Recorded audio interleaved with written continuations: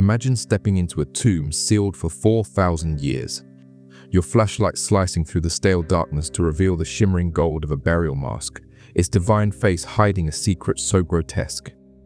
Even the gods would look away. Beneath the wrappings lies not just a mummified boy king, but the fragile ruin of a bloodline poisoned by centuries of incest. This wasn't a death by accident or plague. This was the slow collapse of a family, so obsessed with purity they doomed their own children.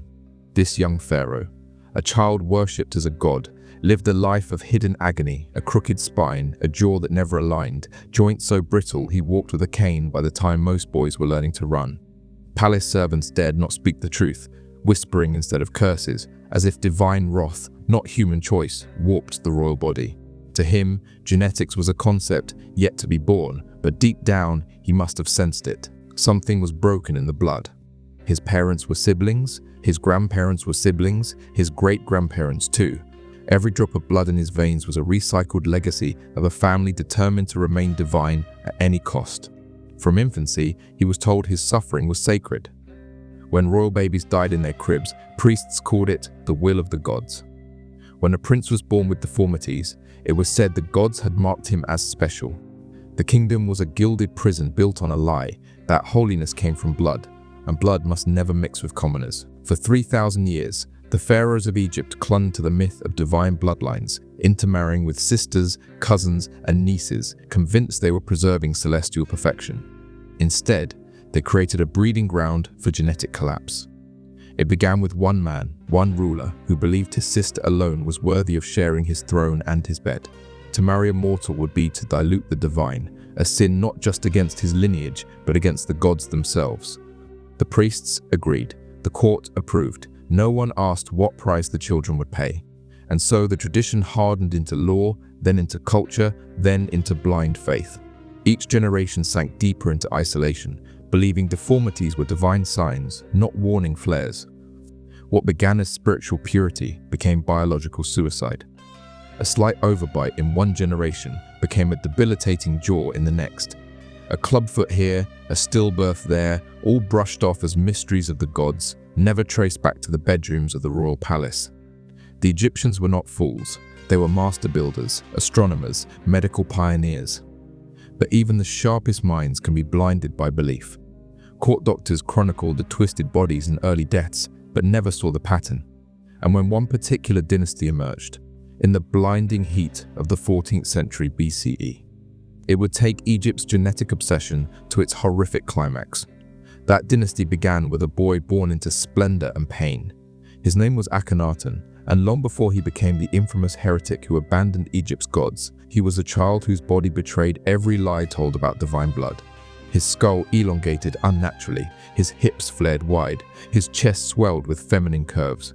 Servants looked away, courtiers spoke in riddles, artists lied, but the deformities were too grotesque to mask. When Akhenaten took the throne, he did something unthinkable. He told the truth. He ordered his family portrayed as they truly were, alien, fragile, misshapen. The realism was jarring. Elongated skulls, distended stomachs, children who looked as eerie as their parents. Historians once called it an artistic revolution, but it was something far sadder, an act of honesty from a man too exhausted to pretend. His wife Nefertiti bore 6 daughters, and perhaps several sons, most of whom died. The daughters who lived bore the same signs, divine to the court, but visibly sick to anyone looking closely. And maybe Akhenaten's religious revolution, his worship of a single sun god, his abandonment of ancient temples, was born not from divine vision, but genetic despair. If the old gods cursed his family, perhaps a new one could save them. So he moved the capital to a remote desert, built a new city, and buried his family in golden isolation, cut off from the world, hoping the sickness wouldn't follow. It did. The pharaoh died young, his revolution collapsed, his city crumbled, his name was erased. But his bloodline lived on into the next generation, into a boy already broken at birth. This was Tutankhamun, the child god with clubfoot and a curved spine, the boy king whose body bore the full cost of a dynasty obsessed with its own blood. But before we follow that legacy further into darkness, let me know in the comments. Where in the world are you watching this from? I find it incredible that across oceans and centuries, we can all witness this tragic history together. Now, let's descend deeper into the tombs and into a nightmare centuries in the making. At just 19 years old, Tutankhamun's weakened body gave out, not from war, not from poison, but from a simple case of malaria that a healthy man could have survived. His immune system, ravaged by centuries of inbreeding, was defenseless, and as fever consumed him inside the Golden Palace walls, he may have realized a terrible truth that none of his physicians could name.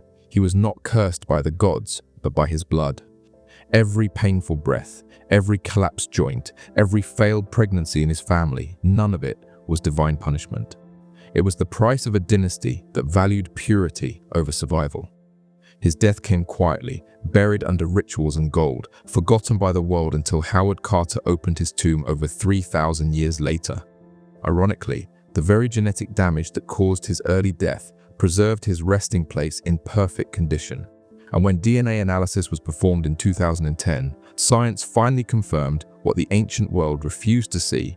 Tutankhamun was the child of brother and sister, a biological victim of a political obsession with bloodline purity.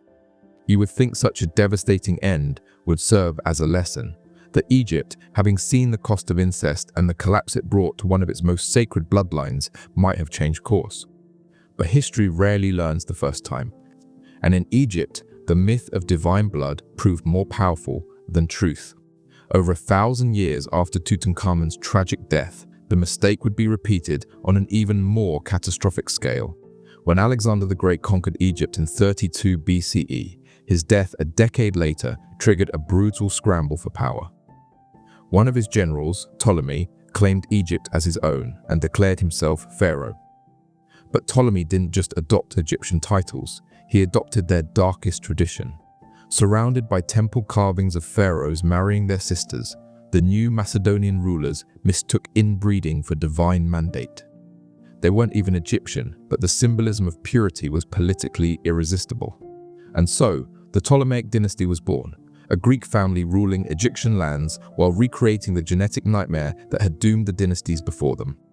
Brother married sister, their children married each other, over and over, for 300 years. Imagine the palace conversations, young siblings raised side by side, told from childhood that they were destined not just to rule together, but to lie together, to breed together, to continue the line. What should have been the safety of family became a prison of obligation. Cousins, siblings, uncles, they all became entangled in a royal bloodline so incestuous it defied logic. The family tree became a tangled loop of names repeating endlessly, each generation more genetically damaged than the last. And at the end of this spiraling lineage, a single woman would be born whose name would echo through history. Cleopatra VII. Born in 69 BCE, she was the final result of 2.5 centuries of genetic isolation. Her myth endures as one of beauty and seduction, but reality paints a grimmer picture. The Ptolemaic family had been marrying within itself for so long that the damage was unavoidable. Historians suspect Cleopatra bore the same signs of inbreeding as her ancestors: sharp, exaggerated facial features, possible jaw deformities, and the invisible burdens of inherited weakness. Her fabled beauty may have been less about appearance and more about projection, a political necessity crafted by Roman poets and Egyptian priests alike. What truly set Cleopatra apart wasn't her face, but her mind. Unlike her fragile ancestors, she inherited intelligence that seemed untouched by her lineage's decay. She spoke 9 languages, understood philosophy and science, and navigated the vicious politics of Rome with a skill that left even Julius Caesar and Mark Antony enthralled. But her most critical mission wasn't political, it was genetic. Cleopatra needed new blood. Her children with Caesar and Antony represented more than dynastic alliances. They were her desperate attempt to break free from centuries of inbreeding, but the Roman Empire was merciless. After her defeat, Octavian, soon to become Augustus, made sure her children would not survive to challenge his rule. These children, stronger and healthier than any born in generations, were quietly erased, and with them, Egypt's final hope of escaping the genetic spiral died. When Cleopatra took her own life in 30 BCE, whether by snakebite or dagger, we will never know. She ended not just her reign, but a 300-year biological experiment in royal destruction. The Ptolemies had conquered Egypt militarily, but Egypt had conquered them genetically. They came as foreigners, but by adopting Egypt's sacred obsession with blood purity, they fell into the same trap that had consumed the pharaohs before them. This wasn't just a pattern of individual families. Egypt's history reveals a terrifying cycle. During powerful dynasties, the desire to preserve divine blood always returned. In periods of strength, rulers refused to mix with outsiders, and in doing so, planted the seeds of their own collapse. The Old Kingdom practiced occasional inbreeding. The Amarna period took it to an extreme. When those dynasties crumbled, new rulers would marry foreigners, bringing diversity and stability. For a while, then the cycle would restart. Isolation, damage, collapse. It happened again and again. Power bred arrogance. Arrogance demanded purity. Purity led to pain. The archaeological record bears witness to this. Mummies showing distorted bones, skulls reshaped by genetics, records of short lifespans, and royal infants who died before their names could be carved into tomb walls. Each time a royal family gained strength, it seemed compelled to retreat inward, believing that mixing blood with outsiders would taint their legacy. And each time, it paid for that belief in the most human way possible, through the suffering of children. The deeper you look into Egypt's royal past, the clearer it becomes. This wasn't just political ambition gone wrong. It was a recurring biological tragedy disguised as divine tradition. Each time Egypt's royal bloodlines closed tighter around themselves.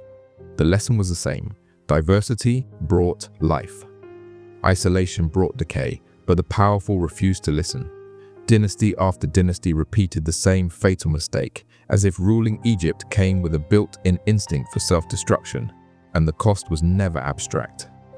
It wasn't measured in policies or wars, but in human lives, in the slow, visible erosion of flesh and bone, in the private suffering behind palace walls.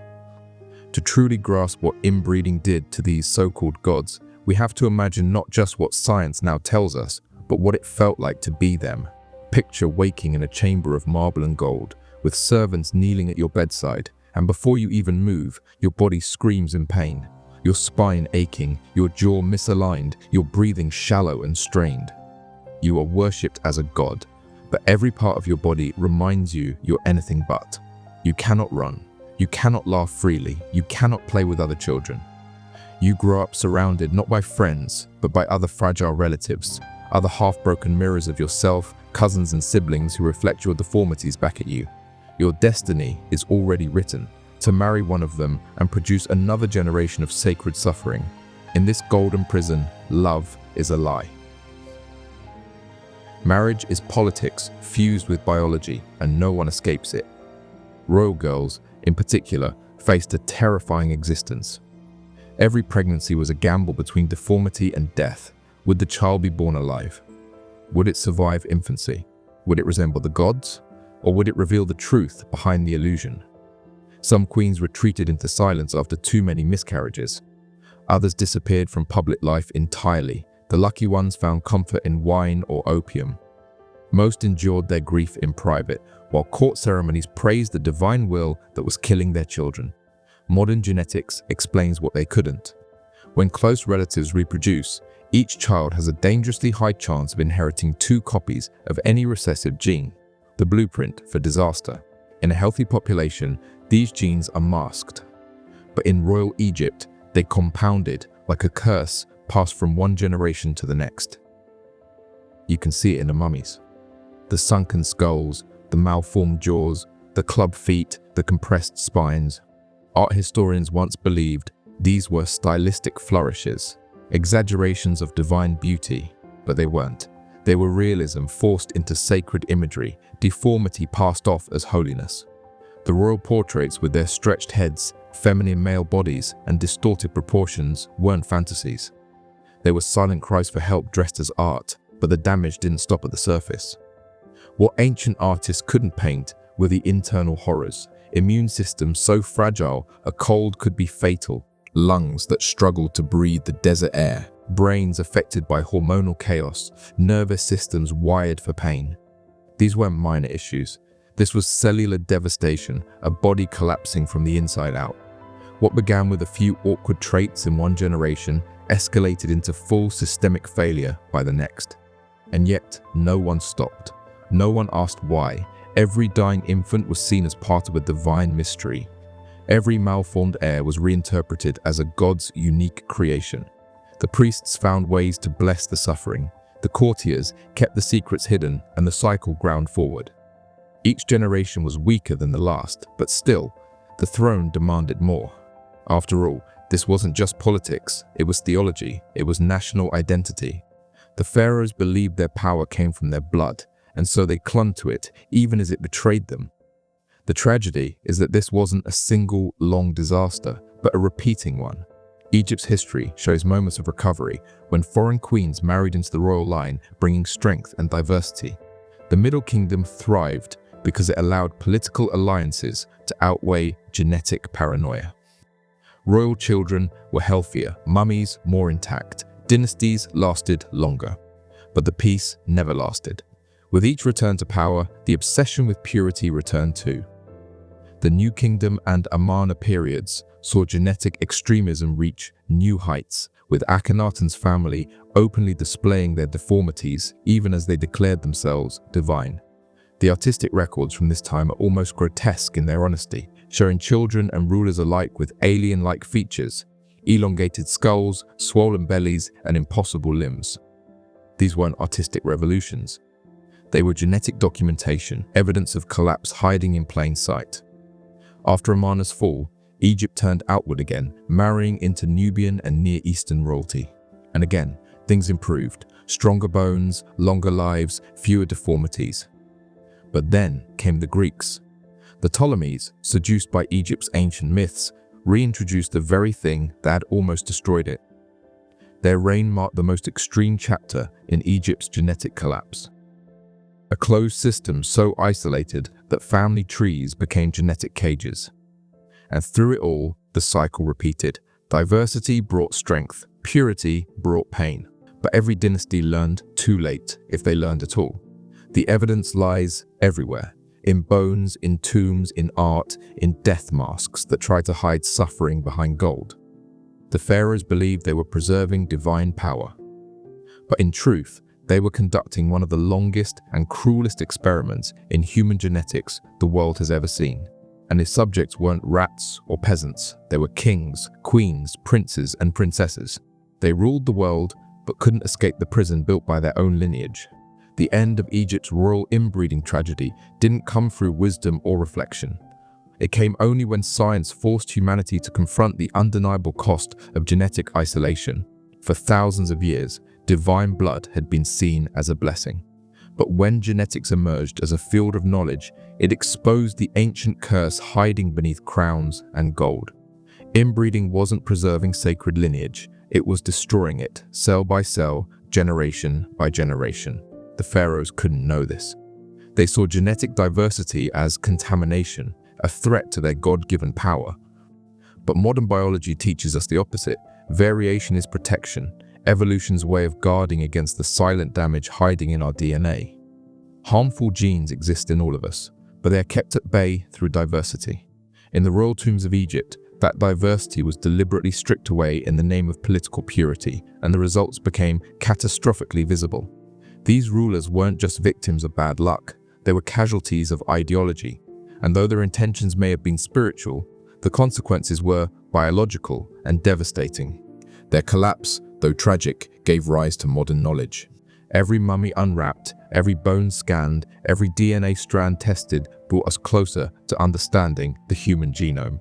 The very suffering these rulers endured became a gift to the future, teaching modern science what unchecked genetic isolation can do to the human body. So now, as we return one last time to the tomb where this story began, where Tutankhamun lies beneath his death mask of gold and reverence, we must look beyond the art. That shimmering mask wasn't just a tribute to divine power. It was a shield, a desperate attempt to hide the truth of a broken boy sacrificed to ancestral pride. When we look at that mask now, we don't just see a king, we see a child whose life was shaped by decisions made centuries before he was born. We see a victim of misguided belief, of traditions that valued bloodlines over health, symbolism over science. And if these ancient rulers could speak across time, what would they say?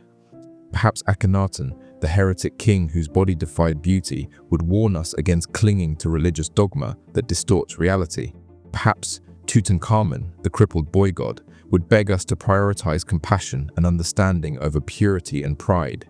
Perhaps Cleopatra, the last pharaoh, would urge us to abandon dynastic pride in favor of love, humanity, and survival.